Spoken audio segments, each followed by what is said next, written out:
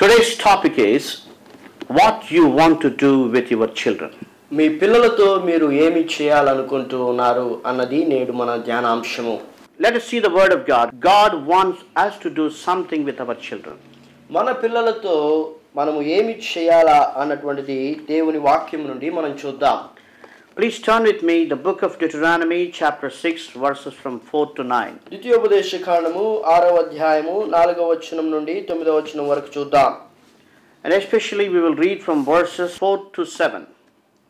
4వ వచనం నుండి 7వ వచనం వరకు చదువుకుందాం. Hear, O Israel, the Lord our God is one Lord. ఇశ్రాయేలు వినుము, మన దేవుడైన యెహోవా అద్వితీయుడగు యెహోవా. And thou shalt love the Lord thy God with all thine heart, with all thy soul, and with all thy might. నీ పూర్ణ హృదయముతోను, నీ పూర్ణ ఆత్మతోను, నీ పూర్ణ శక్తితోను దేవుడైన యెహోవాను ప్రేమింపవలెను. And these words which I command thee this day shall be in thine heart. నేడు నేను మీకు ఆజ్ఞాపించు ఈ మాటలు నీ హృదయములో ఉండవలెను. Watch this verse. ఈ యొక్క వాక్యాన్ని గమనిద్దాం. And thou shalt teach them diligently unto thy children, నీవు నీ కుమారులకు వాటిని అభ్యసింపజేసి, and shalt talk of them when thou sittest in thine house, and when thou walkest by the way, and when thou liest down, and when thou risest up. నీ ఇంట కూర్చుండునప్పుడును, త్రోవ నడుచునప్పుడును, పడుకున్నప్పుడును, లేచునప్పుడును వాటిని గూర్చి మాట్లాడవలెను. God is expecting two things from us from this scripture. ఈ యొక్క వాక్యము ద్వారా దేవుడు మన నుండి రెండు విషయాలను ఆశిస్తూ ఉన్నాడు. Number one, we must keep his word in our heart. మొట్టమొదటిగా దేవుని వాక్యమును మన హృదయంలో ఉంచుకోవాలి. And we must teach that word of God to our children. ఆ యొక్క వాక్యమును గురించి మన పిల్లలకు బోధించాలి. You must talk the word of God when you sit in the house, నీవు ఇంట్లో కూర్చున్నప్పుడు దేవుని వాక్యమును గురించి నీవు మాట్లాడాలి. when you walk with your children, మీ పిల్లలతో నీవు నడుస్తూ ఉన్నప్పుడు, when they sleep, వారు పడుకున్నప్పుడు, and when they risest up, వారు లేచినప్పుడు, in every area ప్రతి స్థలములో కూడా you must speak the word of God. నీవు దేవుని వాక్యమును గురించి వారికి బోధించాలి. It is written in the word of God. దేవుని వాక్యములో ఆ విధంగా రాయబడి ఉంది. And let us see how many of us keeping the word of God in our heart. మనలో ఎంతమంది దేవుని వాక్యాన్ని మన హృదయంలో ఉంచుకుంటూ ఉన్నాం? As I said many times, many people are keeping the world in their heart. నేను చెప్పినట్టుగా అనేక మంది లోకమును వారి హృదయాల్లో ఉంచుకుంటూ ఉన్నారు. The Bible clearly says, James chapter 4 verse 4 says, ye adulterers and adulteresses, knowing not the friendship of the world is enmity with God. యాకోబు పత్రికలో మనం చూస్తున్నాము, ఈ యొక్క లోక స్నేహము దేవునితో వైరము. It's very clearly said. చాలా స్పష్టంగా అక్కడ చెప్పబడి ఉంది. Therefore, whosoever want to be friend of this world is the enemy of God. ఈ యొక్క లోకముతో స్నేహము చేయువారు దేవునితో వైరము కలిగినటువంటి వారు. So if you want to have friendship with the world, ఒకవేళ నీవు లోకంతో స్నేహం కలిగి ఉండాలనుకుంటూ ఉన్నట్లయితే, if you say it is okay, పర్లేదు అనుకున్నట్లయితే, the Bible says you are an enemy of God. నీవు దేవునికి శత్రువు అవుతావని వాక్యం చెబుతోంది. And you have friendship with the world, నీవు లోకంతో స్నేహము కలిగినప్పుడు, and when you keep the world in your heart, ఈ యొక్క లోకము నీ హృదయంలో ఉంచుకున్నప్పుడు, you will do the same for your children. మీ పిల్లలకు కూడా దాన్ని నేర్పిస్తావు. And your children will follow what you are doing. నీవు చేస్తున్నటువంటి దాన్ని పిల్లలు అనుసరిస్తారు. And they will keep the world in their heart. వారు కూడా తమ హృదయంలో లోకమును ఉంచుకుంటారు. And they will become enemies of God. అదే విధంగా వారు కూడా దేవునికి శత్రువులుగా మారిపోతారు. In the book of Psalms chapter 106 verse 37 says, 106వ కీర్తన 37వ వచనం ఈ విధంగా చెబుతూ ఉంది. it's a very sad picture. ఇక్కడ మనం ఒక విచారకరమైనటువంటి దృశ్యాన్ని చూస్తాం. It said about Israelites. Israel గురించి ఇక్కడ చెప్పబడి ఉంది. It said they sacrificed their children unto devils. దయ్యములకు ఇజ్రాయేలీయులు తమ కుమారులను కుమార్తెలను బలిగా అర్పించారు. Because they did not keep the word of God. ఎందుకంటే దేవుని వాక్యాన్ని వారు తమ హృదయంలో ఉంచుకోలేదు. Because they did not teach the word of God to their children. ఎందుకంటే తమ పిల్లలకు వారు దేవుని వాక్యాన్ని బోధించలేదు. They kept the world.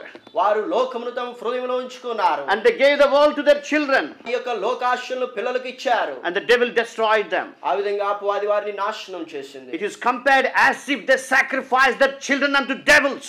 ఇక్కడ వాక్యం చెబుతుంది, వారే తమ పిల్లలను దయ్యములకు బలిగా అర్పించినట్లుగా చెబుతోంది. Are you doing the same thing? నీవు కూడా అదే విధంగా చేస్తున్నావా? Are you teaching the word of God to your children? నీ పిల్లలకు దేవుని వాక్యాన్ని బోధిస్తున్నావా? Are you training them in the fear of the Lord? దేవుని యొక్క భయభక్తుల్లో వారిని ఎదిగింపజేస్తున్నావా? If you don't do that, ఒకవేళ వారినిగా చేయకపోయినట్లయితే, you are sacrificing your children to devils. నీ యొక్క పిల్లలను నీవు దయ్యములకు బలిగా అర్పించేటువంటి స్థితిలో ఉన్నావు. First of all, you must keep the word of God in your heart. మొట్టమొదటిగా దేవుని యొక్క యొక్క వాక్యం నీ హృదయంలో ఉంచుకోవాలి. You cannot give away what you don't have. నీ దగ్గర లేనిది నీవు ఎవరికి కూడా ఇవ్వలేవు. If you cannot follow the word of God, you will not teach your children to follow the word of God. దేవుని యొక్క వాక్యాన్ని అనుసరించకపోయినట్లయితే నీ పిల్లలకు దేవుని యొక్క వాక్యమును గురించి నీవు బోధించలేవు. Many parents teach their children how to live in this world. ఈ యొక్క లోకంలో ఏ విధంగా జీవించాలో అనేక తల్లిదండ్రులు తమ పిల్లలకు నేర్పిస్తూ ఉన్నారు. You must teach your children how to live for God. దేవుని కొరకు జీవించగలిగినటువంటి దాన్ని మీ పిల్లలకు నీవు నేర్పించాలి. You must teach your children not to live for them but to live for God. పిల్లలకు దేవుని కొరకు జీవించడం నేర్పించాలి, కానీ వారి కొరకు జీవించడం కాదు. There is a pathetic story in abroad. ఒక విచారకరమైనటువంటి సంఘటన విదేశంలో జరిగింది. One mother taught her daughter how to consume alcohol, how to take drugs, how to enjoy the world. ఒక తల్లి తన కుమార్తెకు ఏ విధంగా మత్తు పదార్థాలు స్వీకరించాలో, ఏ విధంగా ఈ లోకములో ఆనందించాలో నేర్పించింది. And one day the daughter got frustrated. ఒక రోజు ఆ కుమార్తె ఎంతగానో వ్యసనపడి, her boyfriends cheated her. ఆ యొక్క స్త్రీ స్నేహితులు ఆమెను మోసం చేసినప్పుడు, she lost everything in the world. ఈ యొక్క లోకంలో సమస్తమును ఆమె కోల్పోయినప్పుడు, and she wanted to commit suicide. ఆత్మహత్య చేసుకోవాలనుకునింది. she took some poison. విషమును తీసుకునింది. wanted to drink and die. తాగి చనిపోవాలనుకునింది. but she could not do that. అయితే ఆ విధంగా చేయలేకపోయింది. she got some fear. అయితే భయం ఆమెలో ప్రవేశించింది. she wanted to die. మరణించాలనుకుంటోంది. but she could not kill herself. అయితే ఆమె తన్ను తాను చంపుకోలేకపోతుంది. then she called her mother by telephone. అప్పుడు తన తల్లికి ఫోన్ చేసింది. she asked her mother. ఆమె తల్లిని అడిగింది, mommy, తల్లి, you have taught me how to consume alcohol. మత్తు పదార్థాలను స్వీకరించడం నాకు నేర్పించావు. you have taught me how to use drugs. Drugs ని ఏ విధంగా పొందాలో నేర్పించావు. you have taught me how to enjoy the world. ఈ యొక్క లోకంలో ఏ విధంగా ఆనందంగా జీవించాలో నేర్పించావు. but now please teach me how to die. ఇప్పుడు చనిపోవడం కూడా నాకు నేర్పించు. I don't want to live in this ఈ world. యొక్క లోకంలో నేను జీవించాలనుకోవడం లేదు. I have no peace in my life. నా జీవితంలో సమాధానం లేదు. I wanted to die. నేను Please మరణించాలనుకుంటున్నాను. teach me to die. చనిపోవడం నాకు నేర్పించు. Pathetic story. ఎంతో విచారకరమైనటువంటి సంఘటన. The mother could not do anything. తల్లి ఏమీ కూడా చేయలేకపోయింది. yes, you cannot do anything to your children if they are lost. వారు తప్పిపోయినటువంటి తర్వాత నీ పిల్లల కొరకు నువ్వేమీ కూడా చేయలేవు. and they will blame you someday. ఒక రోజు వారు నీ మీద నింద మోపుతారు. why you have not taught me the word of God? ఎందుకు దేవుని వాక్యం నీవు నాకు బోధించలేదు? why you have not sent me to the church? ఎందుకు నన్ను చర్చికి పంపించలేదు? why you have not read Bible for me? ఎందుకు నీవు నా కొరకు బైబిల్ చదవలేదు? why you have not family prayer? ఎందుకు మన కుటుంబంలో కుటుంబ ప్రార్థనలు జరగలేదు? why you have not taught the word of God? ఎందుకు దేవుని వాక్యం నాకు నేర్పించలేదు? dear parents, ప్రియమైన తల్లిదండ్రులారా, God wants us to keep his word in our heart and teach that word to our children. దేవుని యొక్క వాక్యమును మన హృదయంలో ఉంచుకొని ఆ వాక్యమును మన పిల్లలకు బోధించాలని దేవుడు ఆశపడుతున్నాడు. It's no doubt everybody wants to give good education to their children. ప్రతి తల్లిదండ్రులు కూడా తమ పిల్లలకు మంచి విద్యనివ్వాలని చెప్పి ఆశపడుతూ ఉంటారు. and especially in India, everybody wants to see their children doctors and engineers. భారతదేశంలో ప్రత్యేకముగా తల్లిదండ్రులు తమ పిల్లలు డాక్టర్లు ఇంజనీర్లు అవ్వాలని చెప్పి కోరుతూ ఉంటారు. It is good if they become doctors and engineers. వారు డాక్టర్లు ఇంజనీర్లు అవ్వడం మంచిదే. But remember, the heaven is not reserved for doctors and engineers. గమనించండి, పరలోకము డాక్టర్ల కొరకు ఇంజనీర్ల కొరకు లేదు. The heaven is reserved for those who are washed by the blood of Jesus Christ. అయితే యేసు ప్రభు యొక్క రక్తము చేత కడగబడినటువంటి వారి కొరకు పరలోకం ఉంచబడి ఉంది. The heaven is reserved for those who confess their sins and ask Jesus Christ to forgive their sins and to receive Jesus Christ in their heart. తమ పాపములను ఒప్పుకొని యేసు ప్రభువుని తన సొంత రక్షకునిగా అంగీకరించినటువంటి వారి కొరకు పరలోకము సిద్ధపరచబడి ఉంది. You must see that your children accept Jesus Christ as their personal savior. మీ యొక్క పిల్లలు దేవుని రక్షకునిగా అంగీకరించడం మీరు చూడాలి. And if you are not saved, you must confess your sins. ఒకవేళ నీవు రక్షణ పొందకుండా ఉన్నట్లయితే నీ యొక్క పాపం బట్టి నీవు పశ్చాత్తాపం పొందాలి. The Bible says, what is a man profited if he shall gain the whole world and lose his own soul? ఈ యొక్క లోకమునంతా కూడా సంపాదించి ఒక మనుష్యుడు మరణిస్తే అతడు ఏమి పొందుకోగలడని చెప్పి బైబిల్ చెప్తోంది. What is that profit to you if you die without Christ? క్రీస్తు లేకుండా మరణిస్తే అతనికి ఏమి ప్రయోజనము? Children become doctors and engineers if they have no Christ. What is the use for them? మీ యొక్క పిల్లలు డాక్టర్లుగా ఇంజనీర్లుగా ఉండి క్రీస్తుని అంగీకరించకపోతే అది ఏమి ప్రయోజనము? Remember, accepting Christ is more important than anything in this world. గమనించండి, క్రీస్తును మన యొక్క హృదయంలోనికి ఆహ్వానించడం, ఆయన అంగీకరించడానికంటే గొప్ప విషయం ఈ లోకంలో ఏమీ కూడా లేదు. So God is expecting to keep His word in our heart and teach that word to our children. దేవుడు తన వాక్యమును మన హృదయంలో ఉంచుకొని మన పిల్లలకు దాన్ని బోధించాలని చెప్పి ఆశపడుతూ ఉన్నాడు. I want to share my personal testimony. నా వ్యక్తిగత సాక్ష్యం మీతో పంచుకుంటాను. When I was 14 years old, 14 సంవత్సరముల వయస్సు ప్రాయంలో evil spirits entered into my life. దయ్యములు నా జీవితంలోనికి ప్రవేశించాయి. And I suffered more than 6 years. దాదాపు 6 సంవత్సరముల కంటే ఎక్కువగా నేను బాధపడ్డాను. And I went to every way to find deliverance. దయ్యము నుండి విడుదల పొందడానికి ప్రతి చోట కూడా తిరిగాను. I searched for peace. సమాధానం కొరకు వెతికాను. And I could not find. అయితే కనుగొనలేకపోయాను. One of my friends told me one day that Jesus Christ died for your sins. అయితే ఒక రోజు నా స్నేహితుడు యేసు ప్రభువు నీ కొరకు మరణించాడని చెప్పాడు. Before that I heard there is no remission for my sins. నా యొక్క పాపములకు విమోచన లేదని అంతవరకు నేను అనుకునేటువంటి వాడిని. Because my priest told me you cannot be forgiven.